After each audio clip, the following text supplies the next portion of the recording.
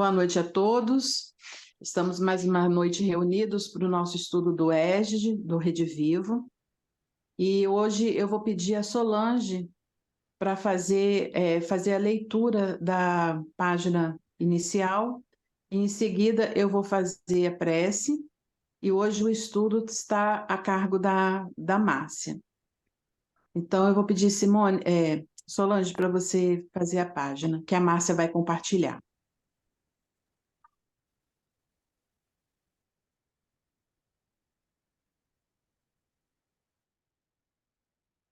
Pão Nosso, capítulo 63, o Senhor dá sempre.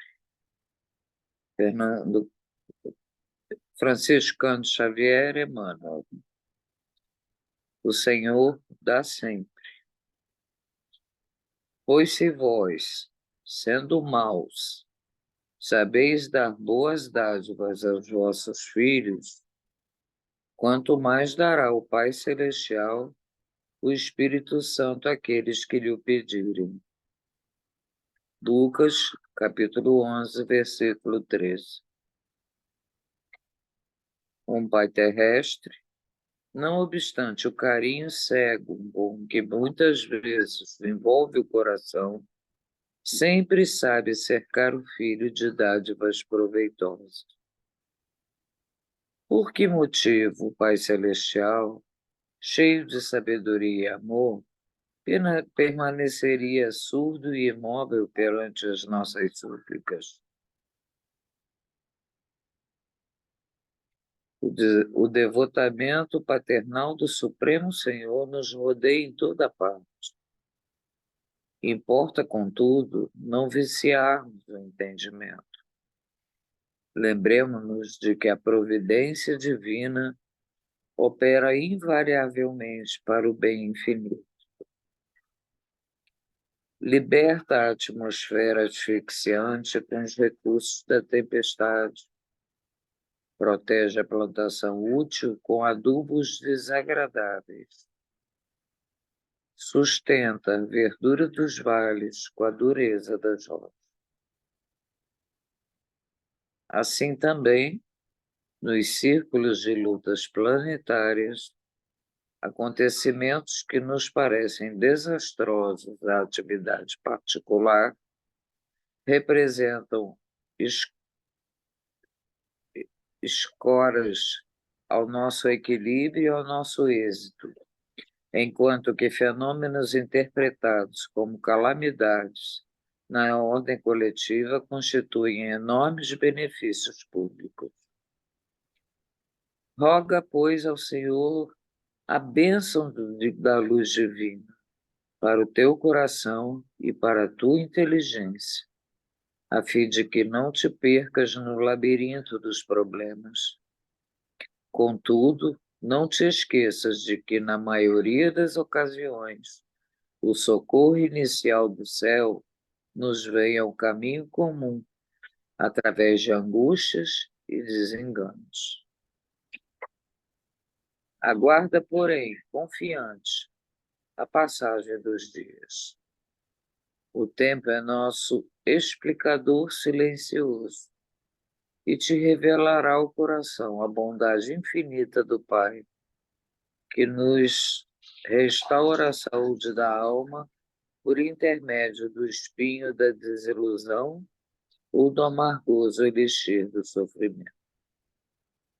Emmanuel, Francisco Cândido Xavier. Então, meus irmãos, diante dessa prece que nos traz a confirmação da providência divina, vamos acalmar a nossa mente e os nossos corações, trazendo a nossa tela mental, o nosso mestre, amigo, irmão, modelo e guia, o nosso Senhor Jesus. Pedindo, Senhor, que abra os nossos corações e nossas mentes para mais uma noite de esclarecimento.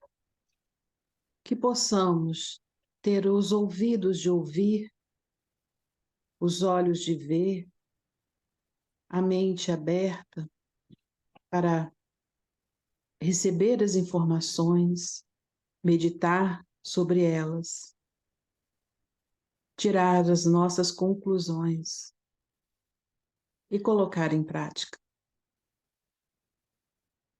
Que na noite de hoje possamos ter em nossa corrente de orações aqueles que necessitam, aqueles que se encontram nos cárceres, que se encontram em algum hospital, que eles possam saber, Senhor, que a sua misericórdia jamais falta.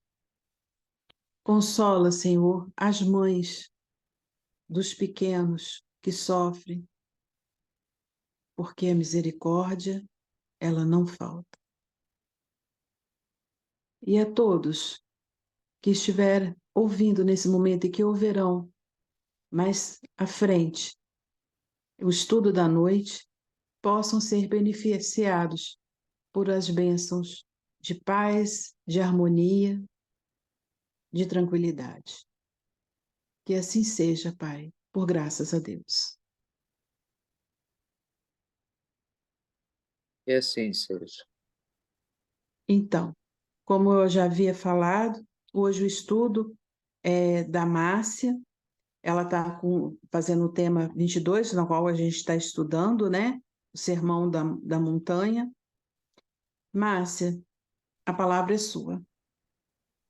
Obrigada, Elisa. Então, gente, por incrível que pareça, ainda estamos estudando o Sermão da Montanha, né? O Eric chegou aí, boa noite, Eric. A gente traz um costume de achar que o Sermão do Monte é sinônimo de bem-aventuranças, né? E a gente está aprendendo aqui que as bem-aventuranças estão contidas no Sermão do Monte. Então, nós temos 3 ensinamentos hoje para a gente entender que são muito interessantes. E vamos lá, que eu vou tentar ser o mais clara possível. E meninas, e acho que o Eric saiu, tá? Fiquem à vontade, tá? Para fazerem comentários. Então, a gente vai falar do jejum, né? A discussão sobre o jejum, desculpem, o verdadeiro tesouro e a lâmpada do corpo. Isso está no Evangelho de Mateus, que é o capítulo 6, mas tem uma passagem também no capítulo 9 de Mateus, que o Evangelho de Rede Vivo reuniu porque trata do mesmo assunto, tá? Então vamos lá. Só para lembrar quem era Mateus, tá, gente? O Evangelho de Mateus é o mais didático, é o mais completo, é o mais judaico de todos os evangelhos, né? A linha mestra dele é o reino dos céus. E uma coisa muito interessante, que os 4 evangelistas, eles eram judeus. Pensavam, agiam, costume tudo como judeus. Eles não eram como gregos, mas eles escreveram o evangelho em grego. Mas eles eram judeus, tá? Mateus, ele reuniu as máximas de Jesus em hebraico, fez a sua interpretação conforme a sua capacidade. Então, está cheio de hebraísmos também no Evangelho de Mateus. A gente só está lembrando aqui porque nós vamos falar muito dessas questões de como pensava e agia o judeu e os costumes daquela época. Mateus, né, a gente já viu isso logo no início, ele declarou Jesus como o Messias, aquele que foi anunciado lá pelos profetas, né, do Velho Testamento. E ele traz em seu evangelho a certeza que Jesus era o Messias, tá bom? Então, isso é só uma abertura. Então, as ideias principais nossa hoje, o jejum, o verdadeiro tesouro e a lâmpada do corpo. É isso que a gente vai falar e vamos começar com a história do jejum, tá? Primeiro, a gente vai aqui no capítulo 6, tá? Os versículos 16 a 18, em que Mateus nos diz o seguinte: quando jejuardes, não tomeis um ar sombrio, como fazem os hipócritas. Hipócritas, eu estou lendo tudo errado hoje, gente, desculpe. Pois eles desfiguram seu rosto para que seu jejum seja percebido pelos homens. Em verdade, vos digo, já receberam a sua recompensa. Tu, porém, quando jejuardes, unge tua cabeça e lava teu rosto, para que os homens não percebam que está jejuando, mas apenas o teu Pai, que está lá no segredo. E o teu Pai, que vê no segredo, te recompensará. Nós vamos analisar essa coisa do jejuar em segredo, né?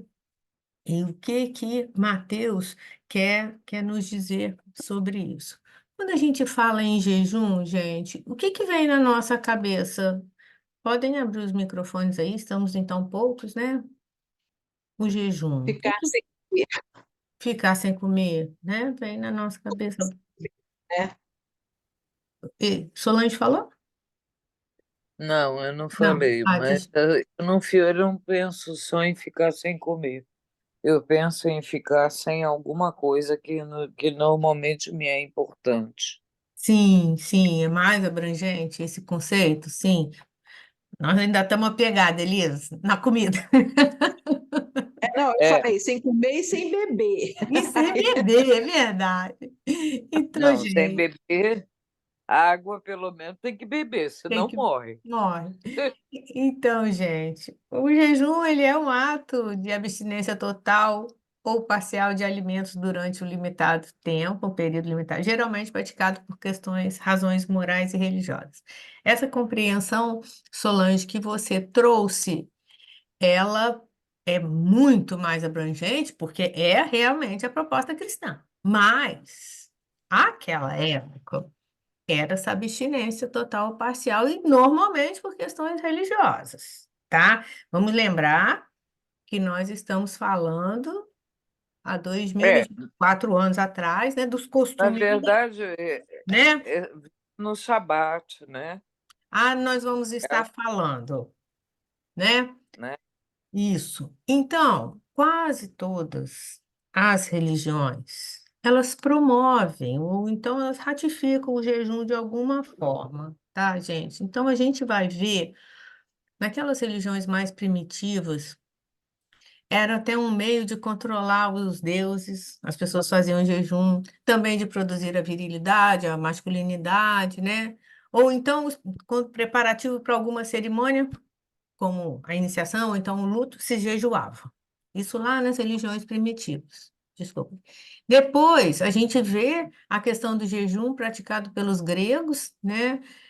Quando eles iam lá consultar os oráculos, né? A gente vê os índios norte-americanos, vê os xamãs, enfim, a gente vê essa questão em diversos segmentos da nossa sociedade no decorrer, no passar do tempo, e que acho que não vale muito a pena a gente ficar entrando em tantos detalhes. As religiões orientais praticam o jejum para obter clareza de visão e entendimento místico. Aí aqui a gente vai pensar um pouquinho.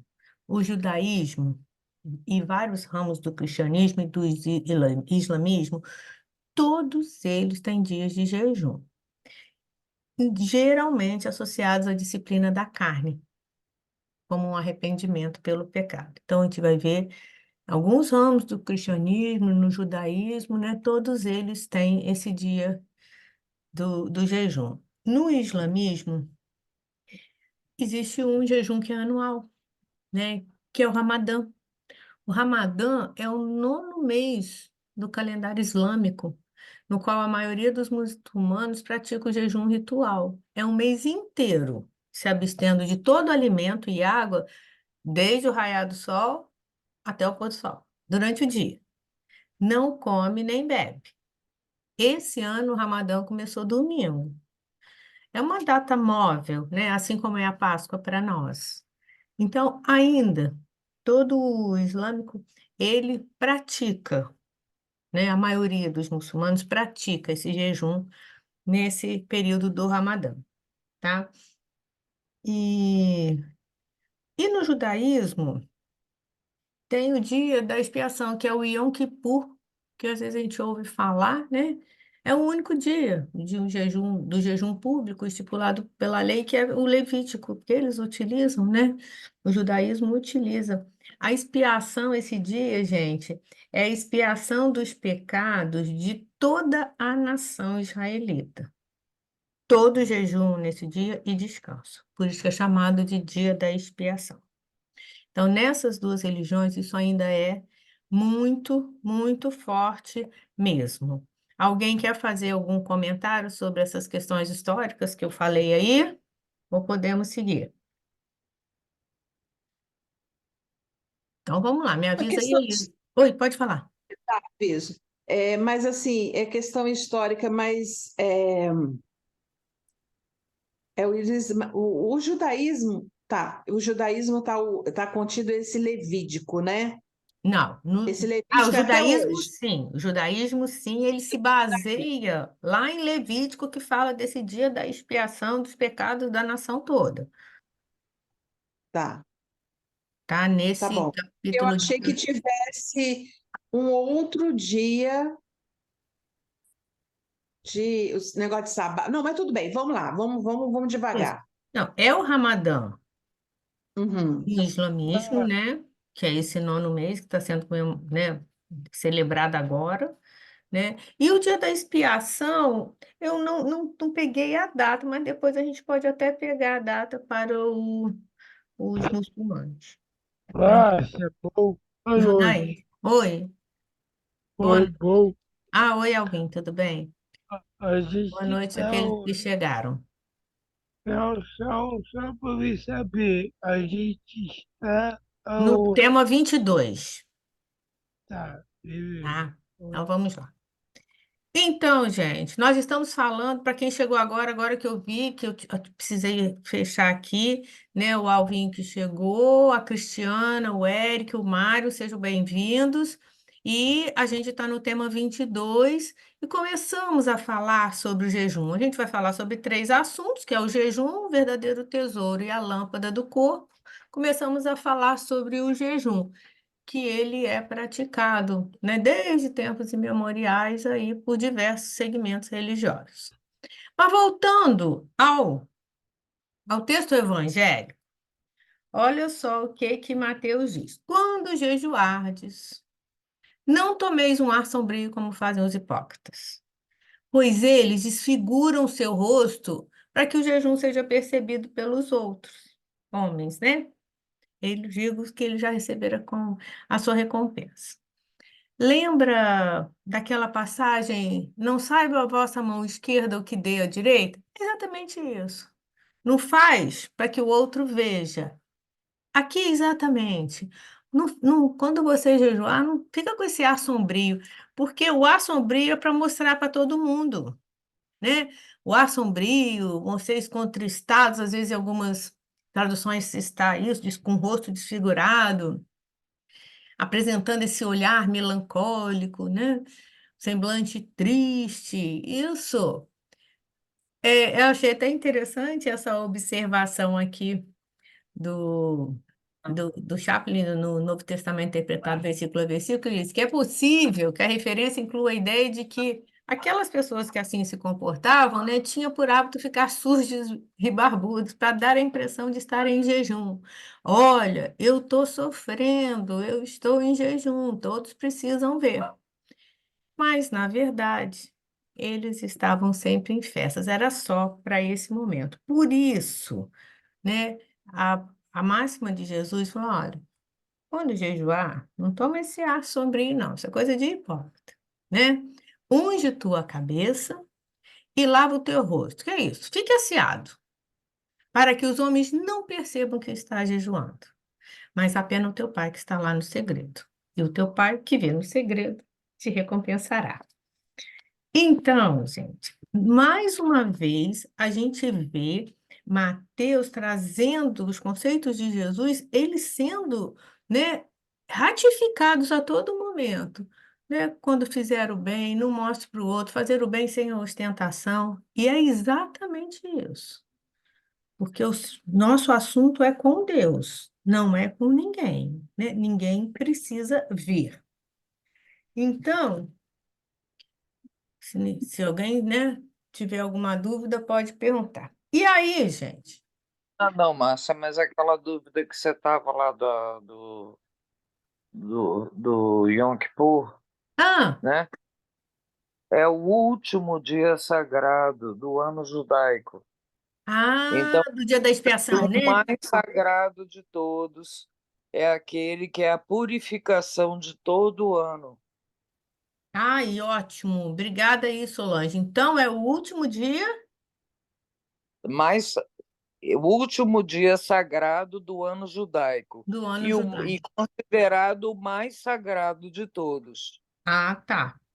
Então, gente, a gente estava dizendo sobre o islamismo e falamos também sobre o judaísmo, né? E no judaísmo tem o dia da expiação, que é o Yom Kippur, que a Solange nos trouxe a data que eu não estava sabendo, que era o último dia do ano judaico, tá? Então, vamos lá, vamos continuar. Aí aqui vale a gente fazer um comentário. Jesus não adotava o jejum como uma prática usual. Ele procurava, na medida do possível, até seguir, né, as tradições judaicas, porque ele era judeu, ele foi criado ali, Mateus e Lucas falam isso, mas ele estava sempre esclarecendo que o jejum mais importante era o jejum espiritual, né? Então, ele não adotava o jejum, mas os, os homens da época, né, os religiosos, sobretudo, né, não tinham essa compreensão do jejum espiritual. E a esse respeito, vale a pena a gente ouvir Emmanuel no livro A Caminho da Luz. Gente, tem um capítulo 15 que é sobre o jejum e a oração. E olha o que que ele diz. Os cristãos, contudo, não tiveram de início uma visão do campo de trabalho que se lhes apresentava. Não atinaram que, se o jejum e a oração constituem uma grande virtude na soledade, quando a gente está sozinho, mais elevada virtude representam quando levados a efeito no turvelinho das paixões desenfreadas, nas lutas regeneradoras, a fim de aproveitar aos que os contêm.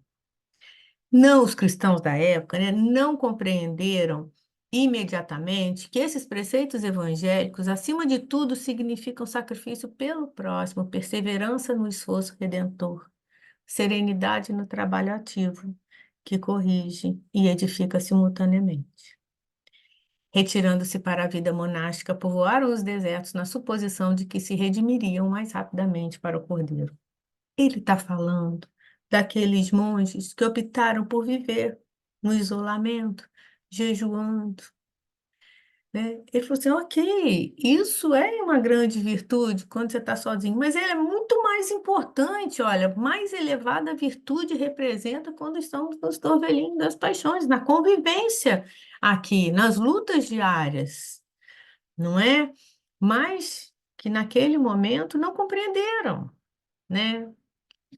Desta forma, ficaram muito mais presos às questões individuais, né, do que do próprio jejum espiritual, tá bom? E aí, Foi quando surgiram as clausuras, né? E quando surgiram também os eremitas, né? os eremitas, os monastérios afastados e isolados de tudo e de todos, né, nos desertos, né? Então, gente, de qualquer maneira, como Jesus não tinha o hábito de jejuar, os discípulos dele também jejuavam ocasionalmente ou não jejuavam, por compreenderem qual era o objetivo que Jesus levava para os seus discípulos. A fé e a vida cristã são tão jubilosas que não se podem tornar enclausuradas a qualquer mera forma externa. Isso serve para inúmeras situações, né, dos cultos externos, né, e algumas religiões ainda mantêm isso como base, como dogma até. Então, você olha, a viver de uma forma correta, sendo caridoso, é muito mais importante do que a gente pegar e fazer alguma questão material, no caso do jejum do alimento, tá? Esse hábito de jejuar é jejum do alimento, tá, gente? Então, essa era a compreensão de Jesus sobre isso.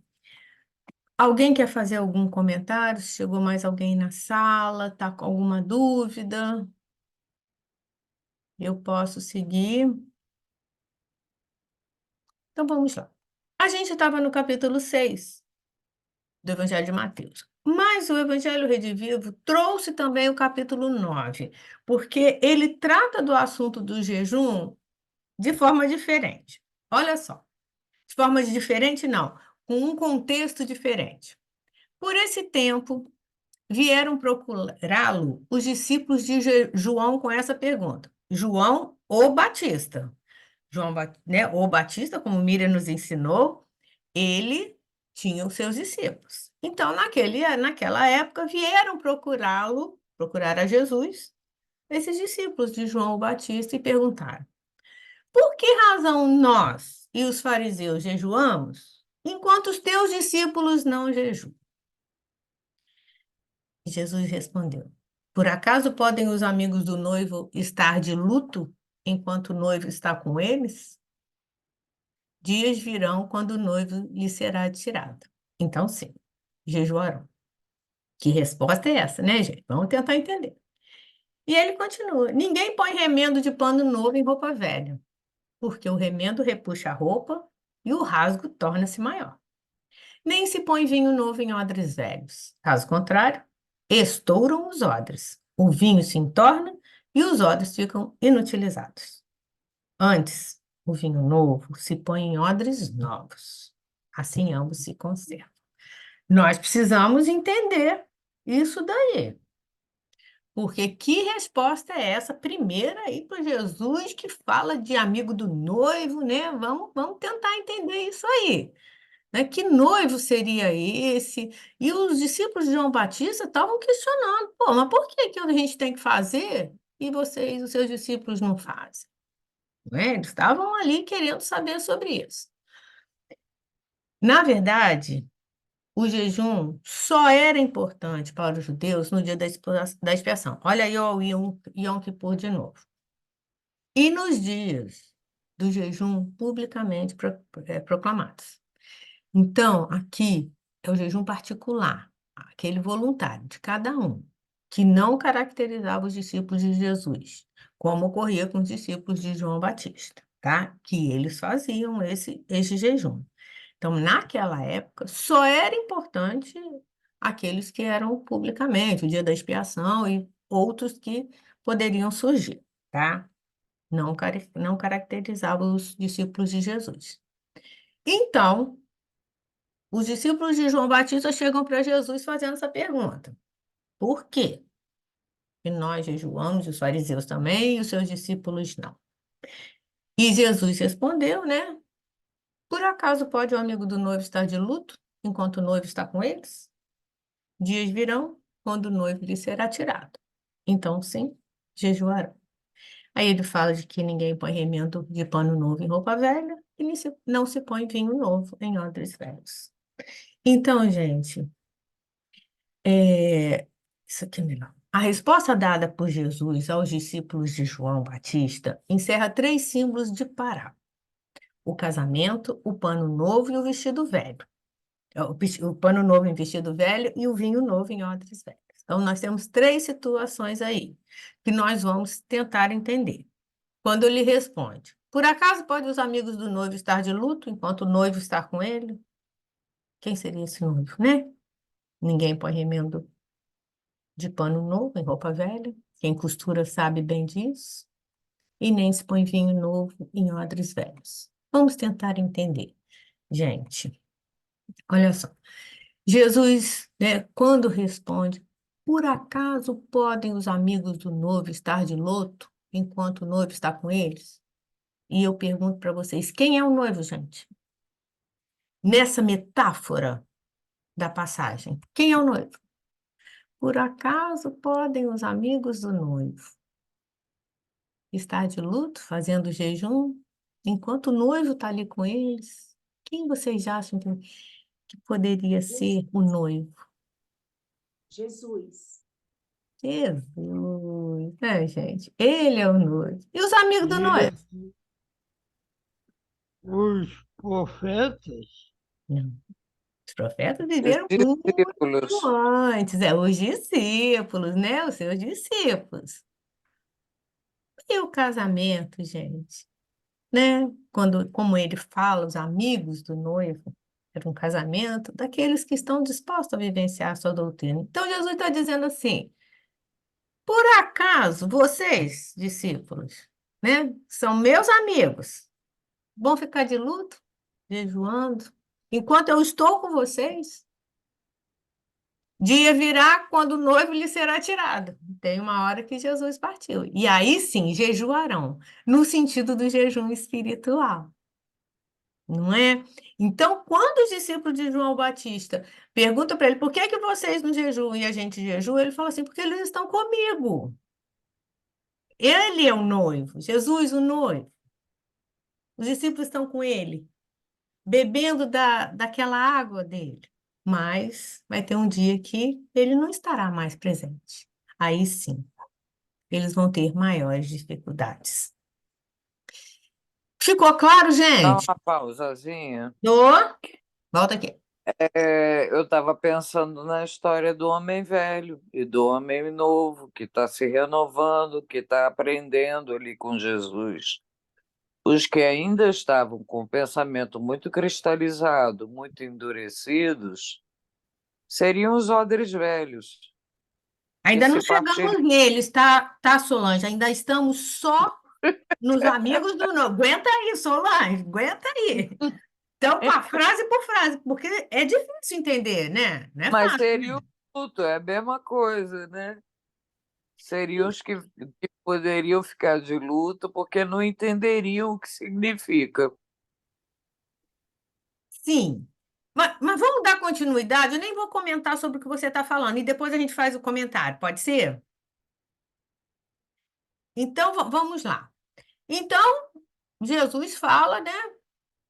A primeira resposta dele é: por acaso podem os amigos do noivo estar de luto enquanto o noivo está com eles? Dias virão que o noivo lhe será tirado. Então, vamos jejuar. Então, aqui, Jesus se refere àquele. Eu achei essa palavra fim trágico e abrupto do contato dele com os discípulos, mas assim, da separação, quando ele foi crucificado, né? Que tão grande tristeza o espírito dos discípulos, né, ficariam, né, nesse sentido. E aí, peraí, gente, deixa eu ver. Ah, tá.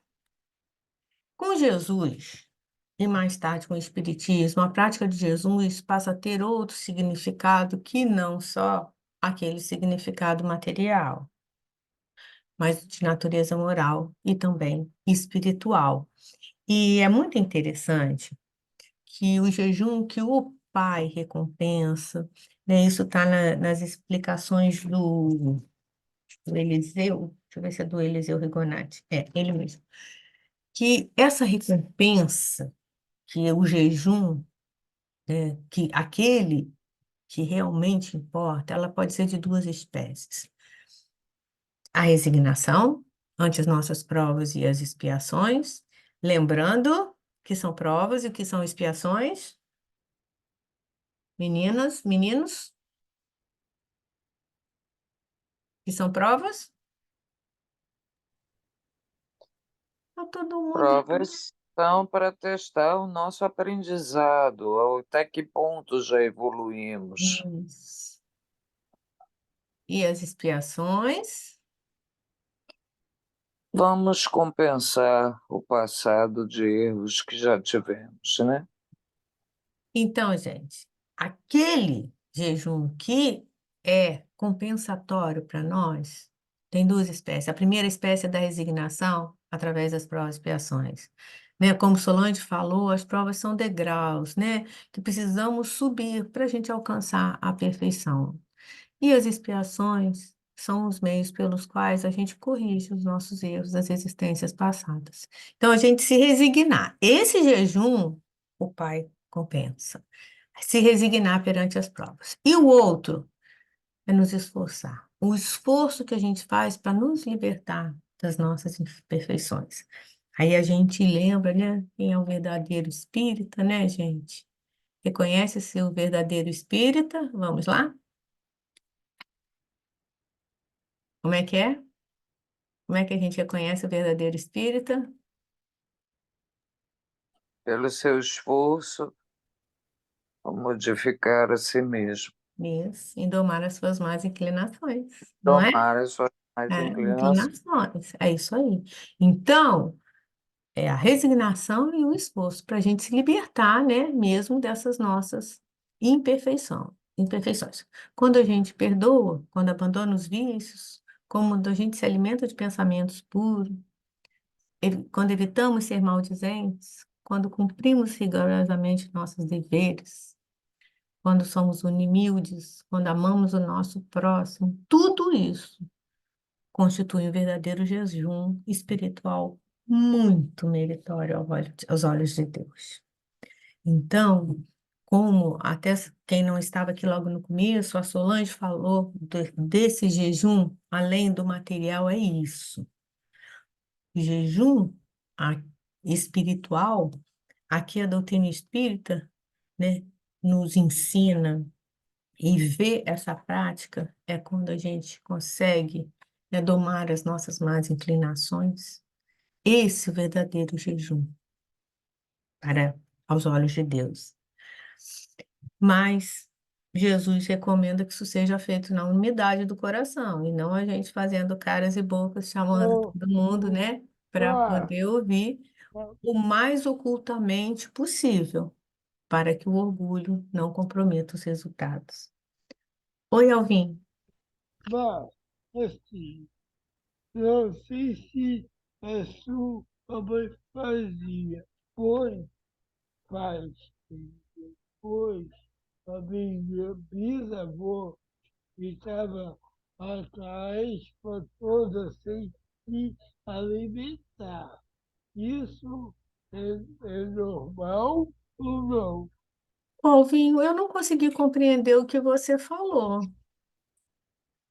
Depois a minha bisavó estava atrás para toda em jejum, sem alimentar, sem comer nada, sem comer carne, tanto minha peixe. Isso é normal ou não? É normal para aqueles que acreditam nisso, né? A doutrina espírita respeita todas as manifestações, né? Mas nós entendemos que o maior jejum não é esse de comida, de coisas materiais, de alimento, e sim a gente jejuar de sentimentos negativos, né? De querer o mal ao outro. Isso é o verdadeiro jejum para nós espírita, mas para outras religiões, isso tem um peso, não é? E assim, dizer para você que é normal, não é normal dentro da religião de cada um, tá bom? E a gente não deve julgar, não deve julgar, tá bom? Então, alguém quer fazer algum comentário? Mais? Então vamos continuar na resposta de Jesus, que agora ele vem dizendo, né? Ah, quando ele falou do noivo lá, depois ele segue. Ninguém põe remendo de pano novo em roupa velha, porque o remendo repuxa a roupa e o rasgo torna-se maior. Gente, quando você tem um pano velho, você coloca um pano novo, na hora que você costura, o negócio dá ruim, porque o pano novo ele é mais tenso, né, do que um pano velho. Então, ninguém, olha a afirmativa, põe remendo de pano novo em roupa velha. Olha o que Mateus tá dizendo para gente, né? Até parece que está fora do contexto, mas não está, não. Mas não está, não, tá? Peraí, e ninguém põe vinho novo em odres velhos. Esse é uma imagem de um odre, né? Ele, por dentro, ele tinha um couro. Então, quando aquele couro envelhecia e se jogava o vinho se estragava, porque o vinho fermentava e estragava. Tanto o vinho contra o odre também, porque havia uma expansão muito grande. Então, ó, Jesus falando por Mateus, não se põe vinho novo em odres velhos. Por caso contrário, estouram os odres, o vinho se entorna e os odres ficam inutilizados. Antes, o vinho novo se põe em odres novos. Assim, ambos se conservam. Olha só, gente. A história do pano novo, né? Aquele que ainda não foi lavado, cru, sujeito a encolhimento. As pessoas que costuram, quando alguém chega para fazer alguma roupa, a primeira coisa que fazem é lavar o tecido novo, porque ele encolhe. Então, era isso ali que estava dizendo, ó, não se coloca, né, o pano novo, não põe remendo de pano novo na roupa velha, porque ele vai encolher e vai esticar tudo e vai estragar. E aqui foi eu acabei de explicar para vocês, né, que os odres era pele de cabra, tá? A parte grosseira fica na parte de dentro, né? E acontece o que eu falei, o vinho novo fermenta, rasgaria todo aquele couro, destruiria tudo aquilo, né? E esses dois símbolos, peraí, antes de eu falar, eu queria saber de vocês, por que vocês acham que Jesus teria falado esse assunto? Não, não põe vinho novo num recipiente velho, não. Não põe pano novo para remendar pano velho, não. O que vocês acham que Jesus queria falar, gente? O que vocês acham?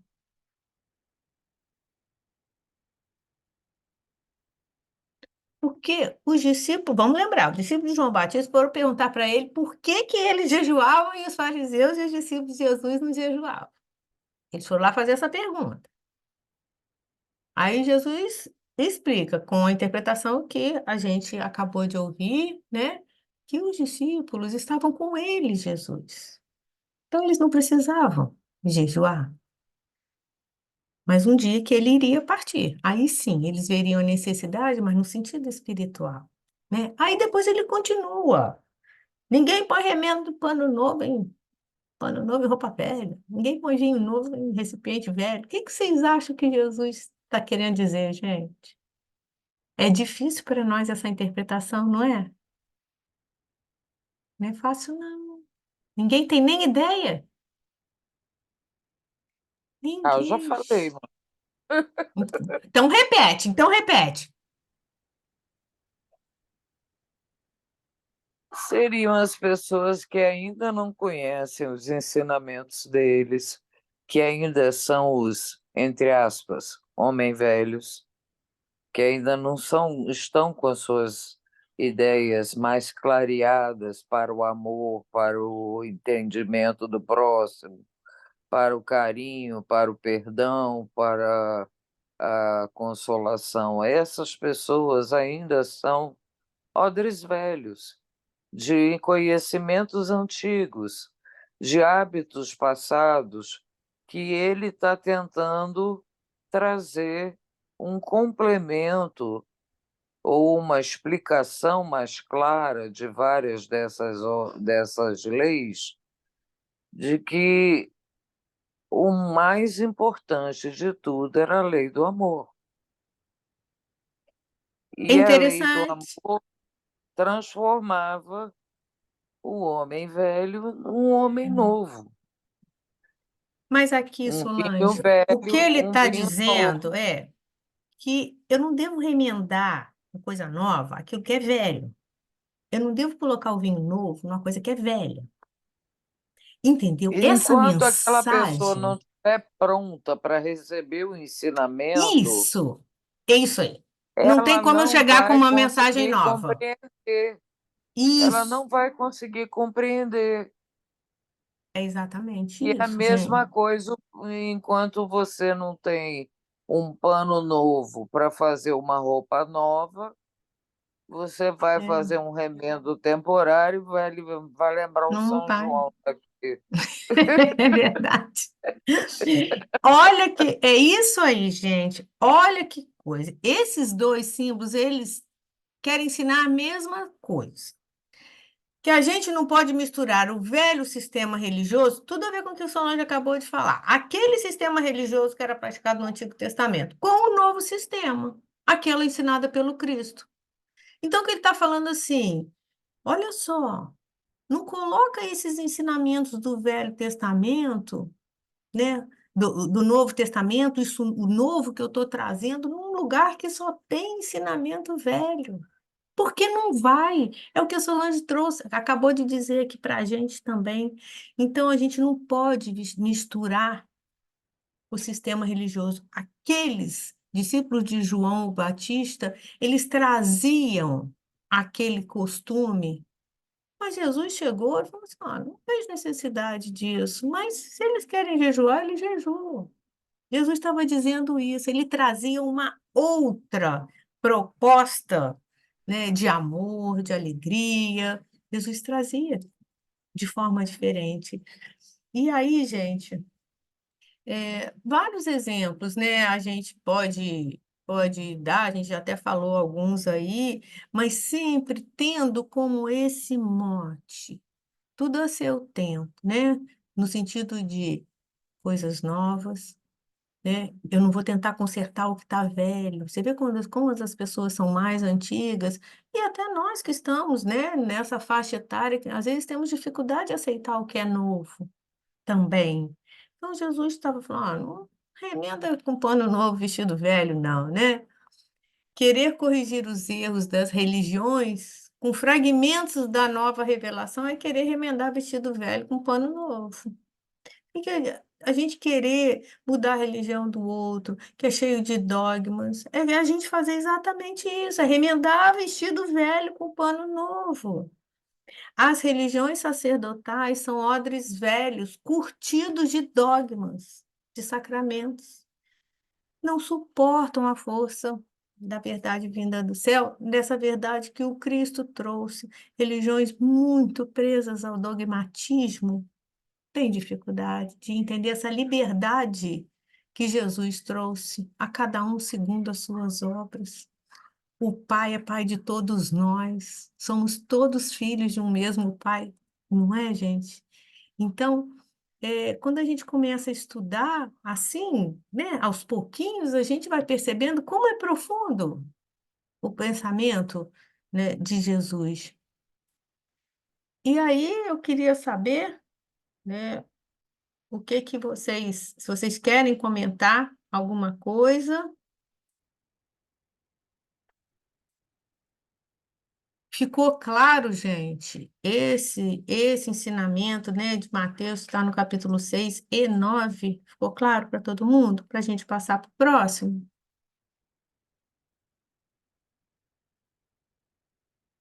Então, Elisa, podemos seguir? Que eu não estou vendo todo mundo. Nem sei se a Elisa está aí, acho que não. Então, gente, olha, vocês me ajudem aí, porque como eu fico compartilhando... Ah, gente, peraí. Eu tenho um negócio muito legal para mostrar para vocês sobre o jejum, que é uma fala do Haroldo. Peraí. Olha isso. Ele conta uma história. Tá aqui. Eu já ia me esquecer. Ô, Márcio, enquanto você busca aí, a Elisa caiu, Hum, tá? Nós temos em seis na ah, sala. tá. Obrigada, Eric. Gente, olha que Não coisa foi só ela, não. interessante. Não. Olha que coisa interessante essa história que o Haroldo conta pra gente. Ele está tão novinho, olha só, gente. Peraí. Vocês estão. de Assis estava na sua igrejinha Vocês não estão ouvindo, não, então? e eles estavam fazendo uma Estamos sim. experiência de... Tem. Francisco de Assis estava na sua igrejinha e eles estavam fazendo uma experiência de meditação, de reflexão, que naquela época, naquele momento histórico, se dava através do jejum. Então fizeram um jejum. E quando chegou, depois de uns 2 dias de jejum, de noite, já de madrugada, um frei franciscano começou a chorar copiosamente.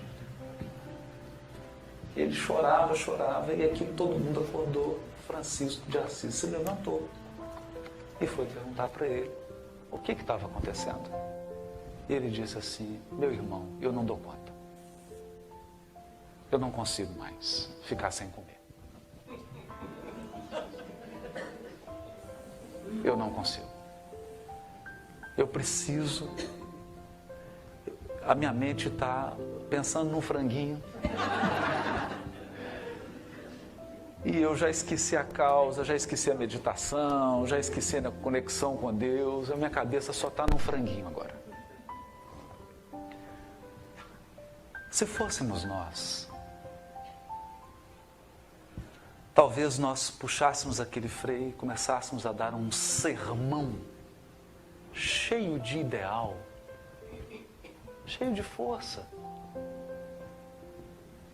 no sentido da resistência, no sentido de persistir numa causa, no ideal, de ser firme.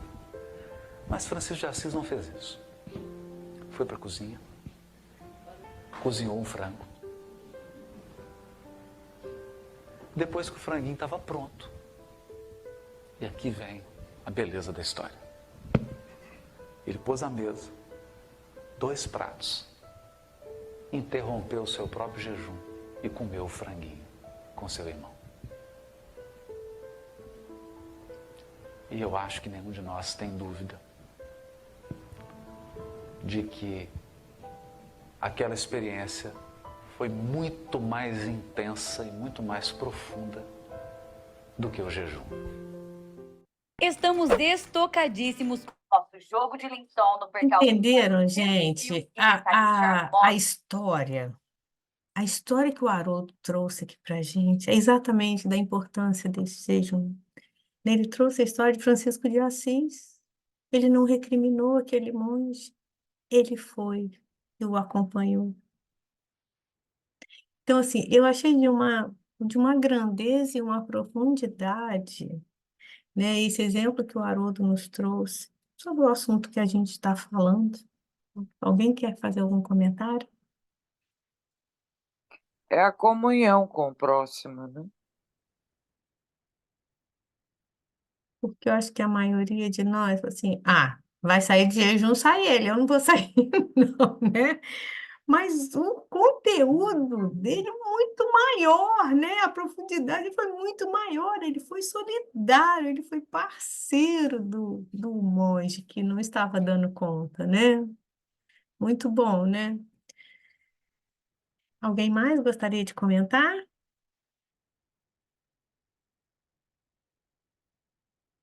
Então, vamos lá. Vamos continuar, então. Agora a gente vai chegar... Ai, gente, só um instantinho. Cada vez que eu fecho...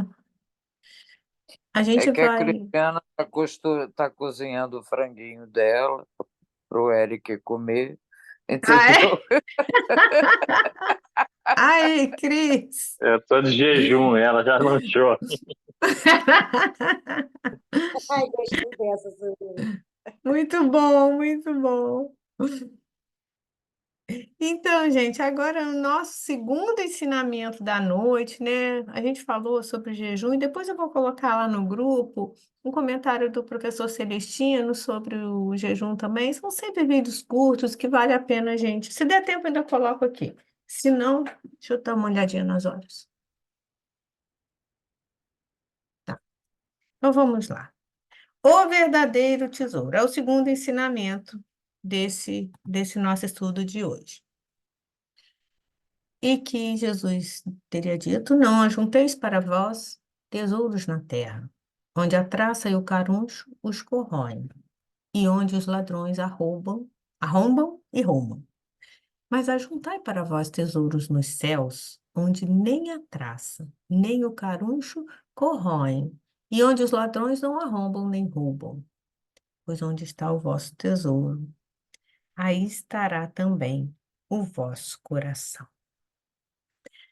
E aí, eu pergunto para vocês, qual o eixo central dessa passagem, gente? Qual o tema central disso aí? Podem falar.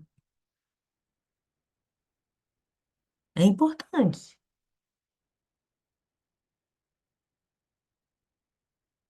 O que esse tema aborda? Que quando a gente lê, ó, não ajunteis para vós tesouros da terra, mas ajuntai os tesouros nos céus. Que é isso? Uma palavra que a gente fala sempre muito dentro da doutrina espírita. que ainda somos? Dá uma dica, hein?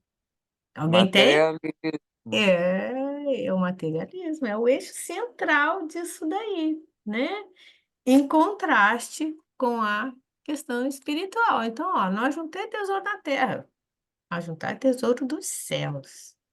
Porque onde está o seu tesouro, também vai estar o vosso coração, né?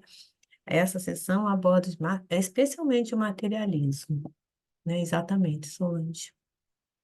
E aí, gente, Emmanuel tem uma passagem linda no livro Fonte Viva, que ele comenta, né? Como vocês sabem, a série Fonte Viva, né, dos 5 livros, Emmanuel comenta versículos, e ele comenta exatamente essa questão. Cristiana, você consegue ler para a gente? Sim. Peraí, deixa eu virar aqui. Ajuntai, ajuntai tesouros no céu, disse-nos o Senhor. Isso quer dizer, acumulemos valores íntimos para comungar a glória eterna. Efêmera será sempre a galeria de evidência carnal. Beleza física, poder temporário, propriedade passageira e fortuna moedada podem ser simples atributos de máscara humana que o tempo transforma infadigável.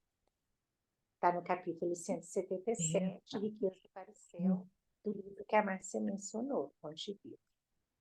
Tem mais um texto, mas nós vamos comentar aqui um pouquinho. Cris, o que que você acha que pode ser valores íntimos para a gente comungar a glória eterna que Emmanuel está orientando-nos, que a gente acumule? Que valores íntimos seriam esses? Tem As ideia? virtudes, a humildade, o amor, a fraternidade, né? Isso aí. São É isso aí. são sentimentos bons, né? Os bons Sim, pensamentos. é É isso aí, isso que a gente precisa ter na nossa bagagem, né? É.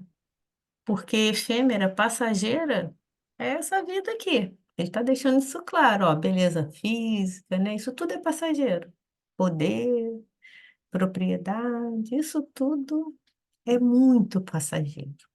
Então, vamos cultivar, Emmanuel nos fala, os valores íntimos, esses que a Cris elencou aí. Vamos continuar, Cris?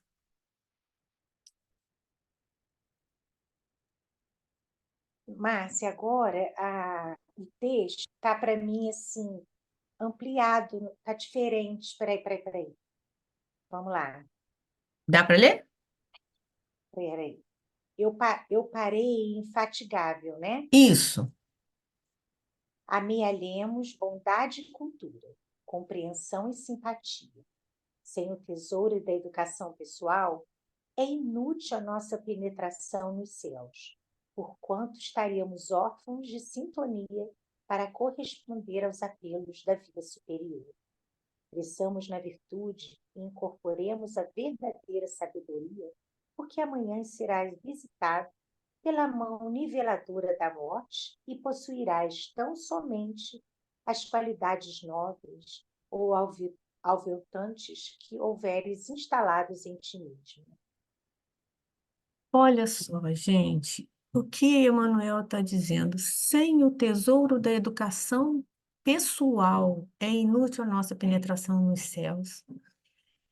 Quando Kardec comenta a respeito de educação, lá na introdução do Livro dos Espíritos, ele diz que a educação é a arte de formar caracteres.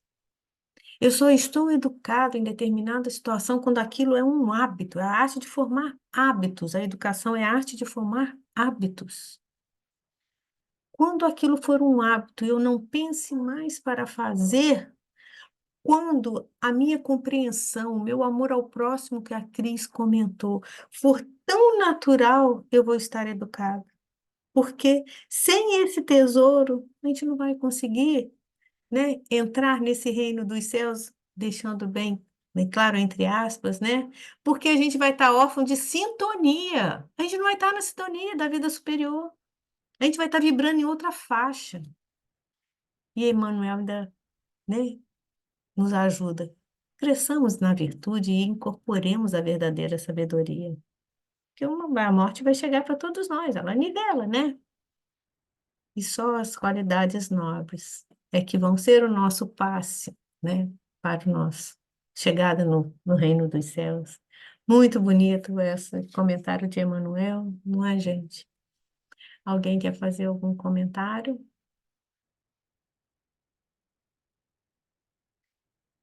Então, peraí.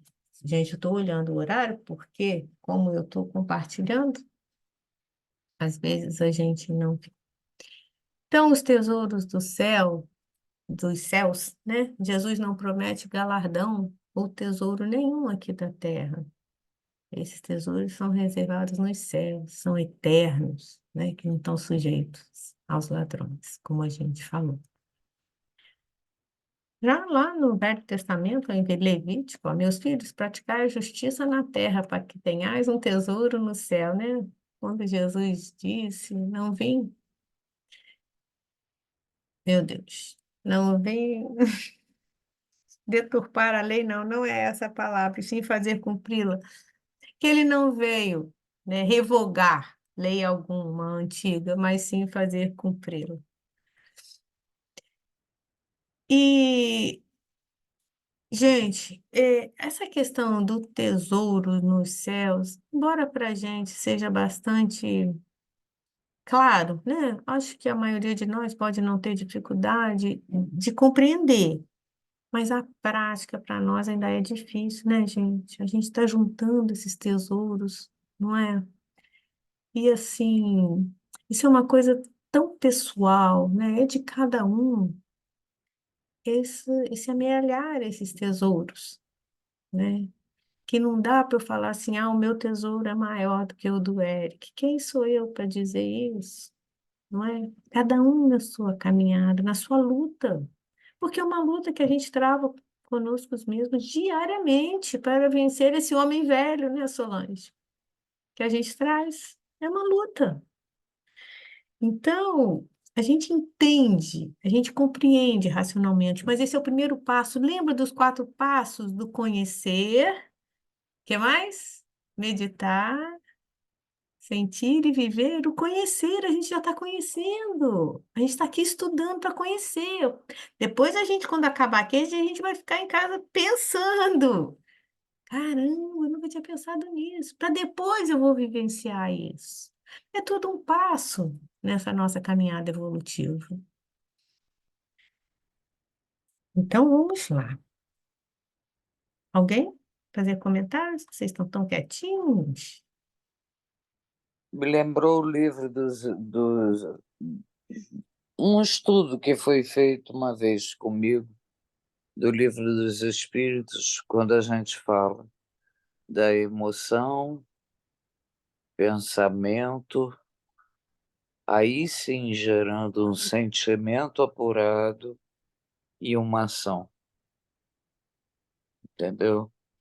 Que não Sim, é, que é a diferença dos que agem por instinto, sim, dos que agem pelas leis antigas, digamos assim. é. É isso aí, Solange. O conhecer é o primeiro passo, né? Para a gente se transformar, não é? Para a gente realmente amealhar esses tesouros que a gente tanto busca. Quanto de nós, gente? Um exemplo muito Eu, simples, quando eu até muito. descobri que eu Oi. estava com câncer de mama, primeiro eu pedi um atendimento fraterno, eu só fiz uma pergunta: o que causa? Aí me explicaram no atendimento fraterno. Eu falei, tá bom, só isso que eu queria saber. Aceitar, eu já estou aceitando. Isso. A resignação é Eu, muito eu importante, fui, né? aí a partir daí eu fui pensar para descobrir a causa. Sim.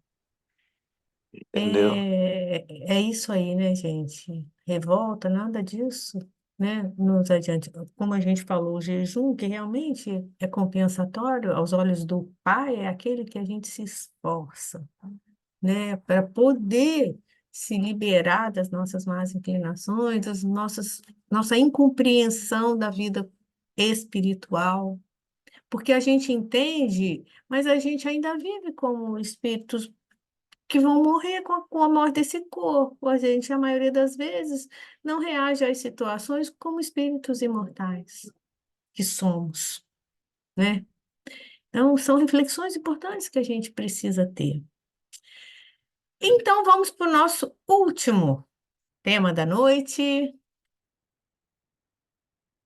que é a lâmpada do corpo. Então, vamos lá. A passagem evangélica. A lâmpada do corpo é o olho. Portanto, se o teu olho estiver são, todo o teu corpo ficará iluminado. Mas se o teu olho estiver doente, todo o teu corpo ficará escuro. Pois se a luz que há em ti são trevas, quão grandes serão as trevas? Olha isso, gente. Olha isso.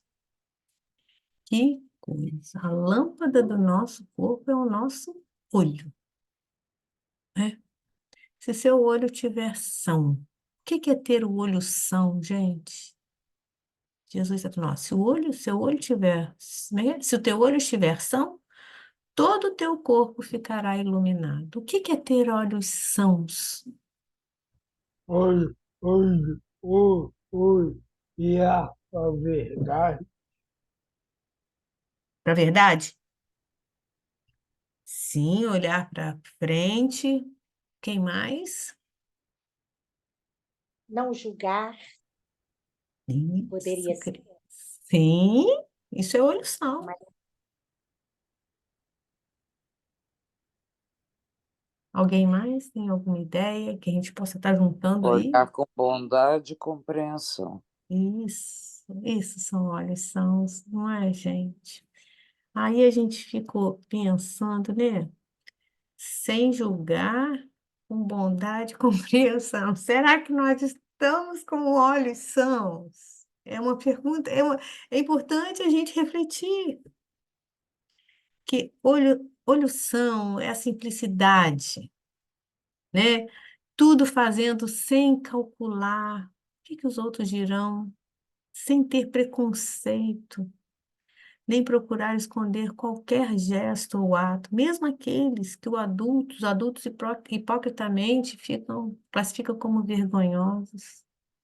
Olição é isso, né? A gente pode dizer que são as lentes claras, né, que o Richard Simonetti utiliza num dos livros dele. Ele fala que nós, quando acordamos, optamos por usar óculos claros ou óculos escuros, né? Os óculos claros seriam os olhos sãos, né?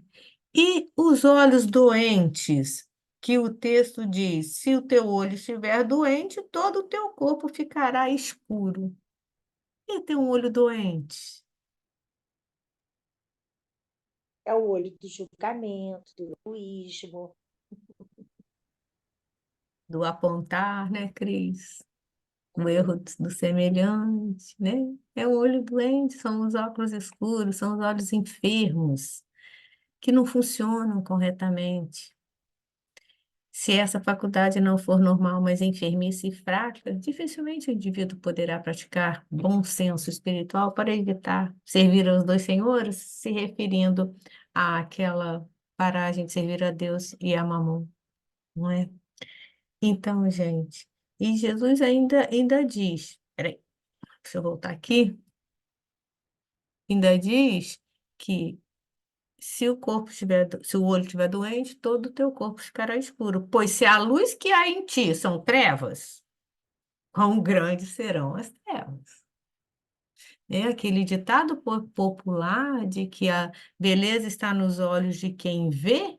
Se eu tenho óculos claros, eu vou enxergar a vida com muito mais alegria do que eu colocar um óculos escuro obscuro, ser ranheta, julgar o meu semelhante a todo momento, então as trevas vão ser enormes ainda, porque esse vai ser o meu olhar, né, perante a vida, perante o meu semelhante. E tem uma nota de rodapé no, na Bíblia de Jerusalém que diz assim, olha, o simbolismo inserido nesse texto pode ser assim interpretado. A luz material, cujo benefício o olho concede ou recusa ao corpo, conforme esteja são ou doente, compara-se à luz espiritual que se irradia da alma. Se ela mesma está obscurecida, a cegueira será bem pior do que a resulta da cegueira física. Olha só, ele compara a luz material com a luz espiritual que irradia de nós. Se ela está obscurecida, estaremos cegos espiritualmente falando, muito mais do que cegos fisicamente. Inclusive, gente, quem está aí com o texto, tem um erro de digitação, porque quando eu li o texto no item 22.3, que isso está. Então, o texto correto é esse que eu coloquei, que eu tenho a Bíblia de Jerusalém, eu fui lá verificar. Vocês dão uma olhadinha, olha, a luz material, cujo benefício o olho concede ou recusa, ao corpo falta isso, né? Conforme esteja são ou doente, compara-se à luz espiritual que se irradia da alma.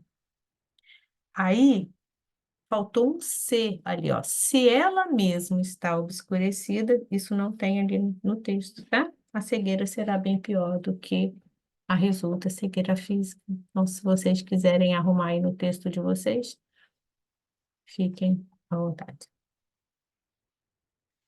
E aí, né, são reflexões para todos nós. Como é que a gente vê o outro? Que olhos, né, estamos vendo? Como que o outro nos vê, que é muito diferente, e como eu me vejo. Então, nós somos extremamente severos em relação ao outro, né? Queremos complacência dos outros para conosco e muitas vezes nos vemos além do que somos, não é? Esses são os nossos conflitos, as nossas dificuldades, né? Ainda enquanto espíritos inferiores, né? Que necessitam ainda do autoconhecimento para poder se enxergar como realmente nós somos, né? Vendo o outro com a mesma complacência que a gente quer que o outro nos veja, né? E alguém quer fazer um comentário sobre isso? Tão importante essa passagem, né, gente?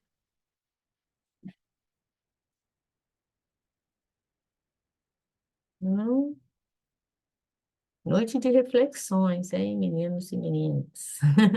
E a gente vai fechar o capítulo com Palavras da Vida Eterna, o livro, né? A Psicografia do Chico, pelo Espírito Emmanuel, lá no capítulo 71, dos olhos.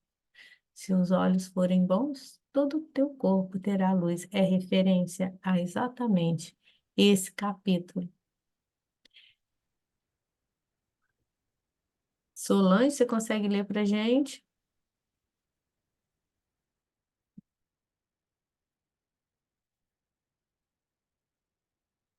Solange. Peraí, calma. Estava Ah, tá. acertando o foco do óculos aqui. Ah, tá. Não, é porque eu tive que aproximar mais. Se Achei os que era um teus trocadilho, olhos seu. forem bons, todo o teu corpo terá luz. Jesus, Evangelho de Mateus 6:22. Olhos, patrimônio de todos. Encontramos, porém, olhos diferentes em todos os lugares. Olhos de malícia, olhos de crueldade, olhos de ciúme, olhos de ferir, olhos de desespero, olhos de desconfiança, olhos de atrair a viciação, olhos de perturbar, olhos de registrar males alheios, olhos de desencorajar as boas obras, olhos de frieza, olhos de irritação. Se aspiras, no entanto, a enobrecer os recursos da visão, ama e ajuda, aprende e perdoa sempre, e guardarás contigo os olhos bons, a que se referiu Cristo de Deus, instalando no próprio Espírito a grande compreensão suscetível de impulsionar-te à glória da eterna luz. Palavras de vida eterna. Gente, esses são os olhos de óculos escuros, né? Que ele foi listando aí, né, pra gente. É, uma orientação. Então, gente, nós tivemos aqui, né, uma grande oportunidade de conhecer 3 passagens, de estudar essas 3 passagens e do Evangelho de Mateus, né? Ainda daremos continuidades a partir de semana que vem, que eu não servir a 2 senhores, por isso que eu nem entrei em detalhes a esse assunto, que nós vamos estar estudando. E como a gente ainda tem 10 minutinhos, eu vou colocar para a gente ouvir o professor Celestino comentando sobre... Vai, Tá? Oi? vai. Pode falar. Eu vou sair porque ainda eu vou para a academia. Tá Aí bom, eu vou me adiantar. tá bom, querido. Até Então, vamos lá, gente. O Espiritismo pensa acerca do jejum.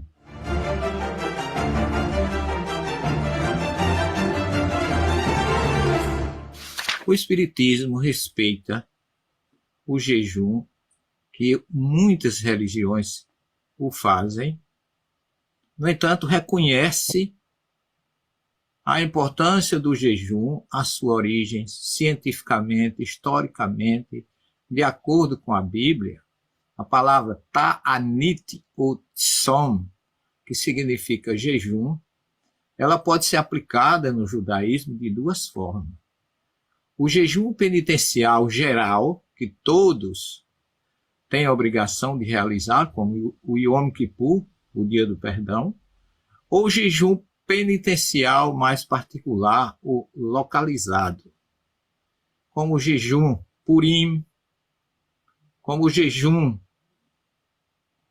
que se faz para se relembrar da morte dos pais. É um dia especial, se acende vela, se ora a oração do Kadish e se relembra com o jejum essa data da perda de um ente querido. Então, o jejum no judaísmo ele tem um caráter geral, penitencial, tem um caráter particular e também tem um caráter espiritual e moral. E eles mantêm isso até hoje.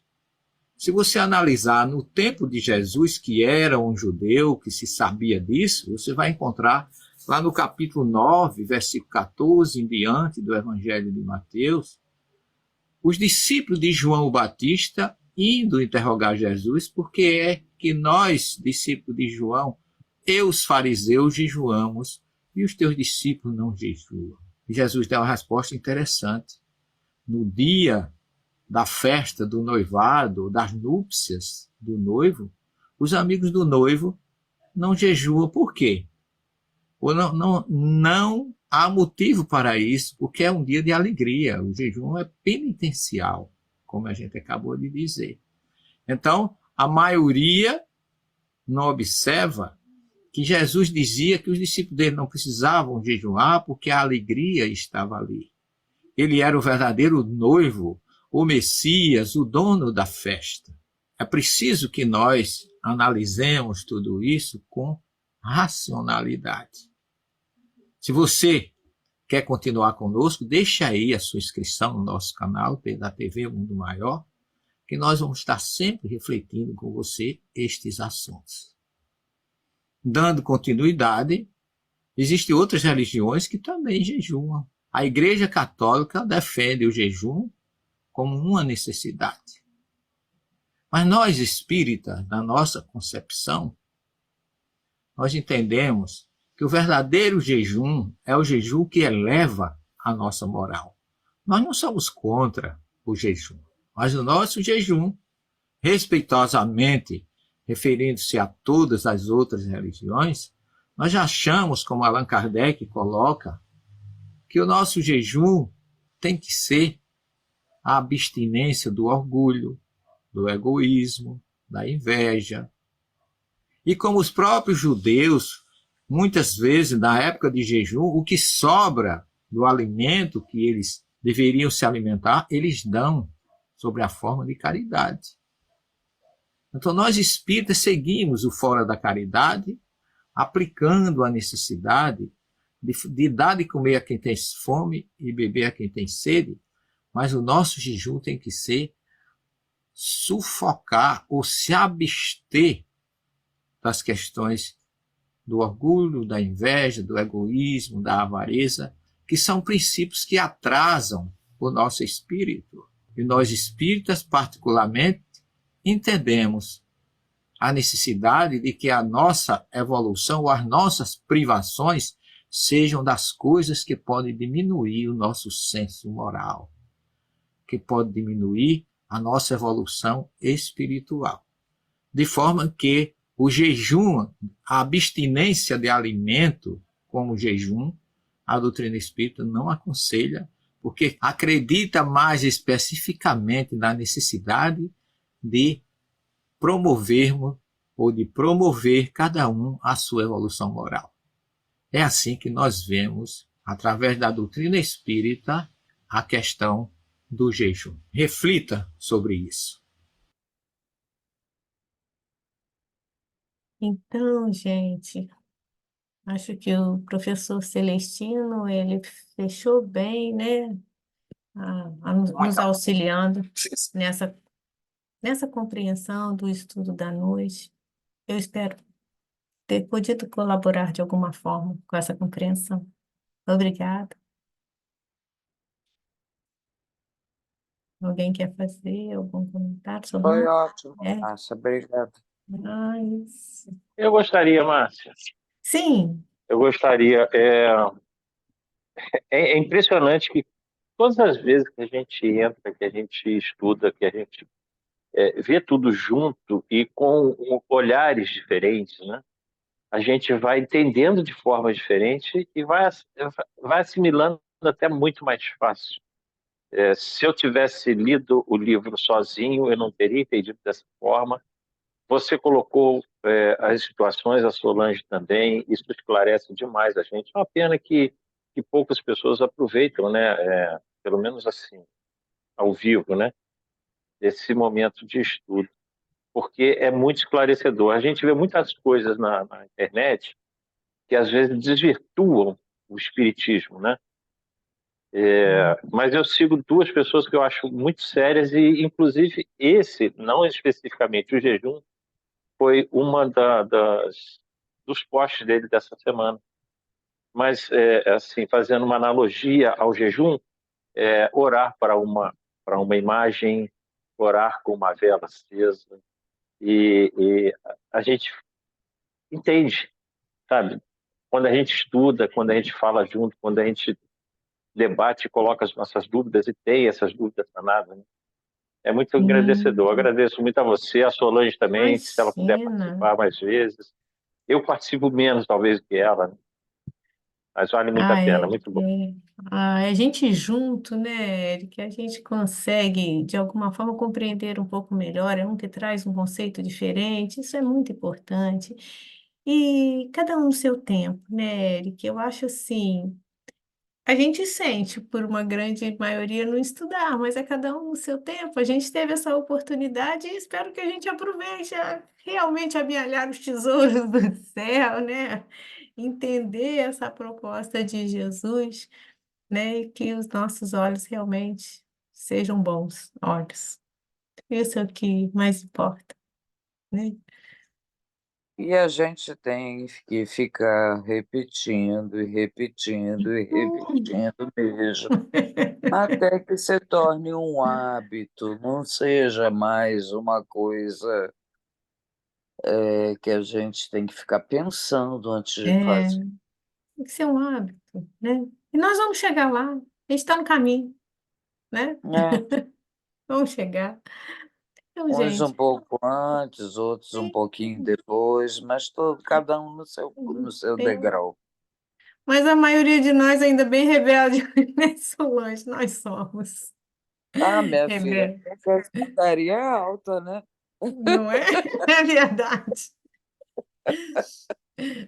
Muito obrigada, viu, gente? E para a gente terminar, Eric, você gostaria de fazer a nossa prece final? Posso fazer? Estão me ouvindo bem? Porque eu estou com fone de ouvido. Estou ouvindo sim. Estamos. Tá ótimo. Então vamos juntos elevar nossos pensamentos ao nosso Pai Celestial, ao nosso amado Mestre Jesus, agradecer pelos ensinamentos, agradecer por esses livros, esse aprendizado que chega até nós, agradecer pelas pessoas que se dispõem a escrevê-los, que se dispõem a estudá-los e decifrá-los para todos nós. Que possamos ter em mente sempre o caminho do bem, da verdade, possamos olhar sempre com os olhos do Espírito e não com os olhos da carne, e que tenhamos a companhia dos nossos mentores, a companhia de Jesus, para que escolhamos sempre o caminho do bem. Fique conosco, Senhor, por mais essa semana. Que assim seja. Obrigada, Eric, obrigada, Cris, obrigada, Solange, e boa noite a todos.